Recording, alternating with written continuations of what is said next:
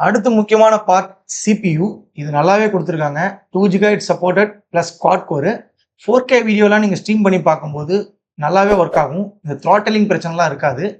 Because இந்த quad core வந்து நல்ல பர்ஃபார்மன்ஸ் கொடுக்கும் இந்த ஓஎஸோட கம்பைன் ஆகும்போது. ஓவரால் பர்ஃபார்மன்ஸ் வைஸ் பார்த்தீங்கன்னா ஓகே தான். ரொம்ப எக்ஸலண்ட்லாம் சொல்ல முடியாது. இந்த ப்ரைஸ் ரேஞ்சிலேயே பர்ஃபார்மன்ஸ் நல்லா இருக்க மாதிரி அதர் மாடல் ப்ரொஜெக்டர் ஒன்று இருக்கு. அது என்னன்னு தெரிஞ்சுக்கணும்னு ஆசைப்பட்டீங்கன்னா கீழே கமெண்ட்ல சொல்லுங்க. அதுக்கு ஒரு வீடியோ தனியாக மேக் பண்ணி கொடுக்குறேன். நெக்ஸ்ட் இதோட ரிமோட். இந்த ரிமோட் பார்க்க சாதாரணமாக இருந்தாலும் இது ஒரு மேஜிக் ரிமோட். ஏன் அப்படி சொல்றேன்னா, இதை மல்டிபிள் டிவைஸோட நீங்கள் ஈஸியாக கனெக்ட் பண்ண முடியும். சிஇசி அப்படின்னு ஒரு டெக்னாலஜி மூலிமா எல்லா டிவைஸையும் கண்ட்ரோல் பண்ணுற மாதிரி கொடுத்துருக்காங்க. எக்ஸாம்பிளுக்கு PS5, ஃபயர் ஸ்டிக், டிவி எல்லாத்தையுமே நீங்கள் கனெக்ட் பண்ணலாம் இந்த ஒரே ரிமோட்டை வச்சு. அண்ட் மொபைல் மூலயமாவும் கனெக்ட் பண்ணி இந்த ப்ராஜெக்டை நீங்கள் ஆப்ரேட் பண்ண முடியும். ஏன்னா இதில் கூகுள் டிவி ஓஎஸ் இருக்கிறதுனால அது பாசிபிளாக பண்ண முடியுது.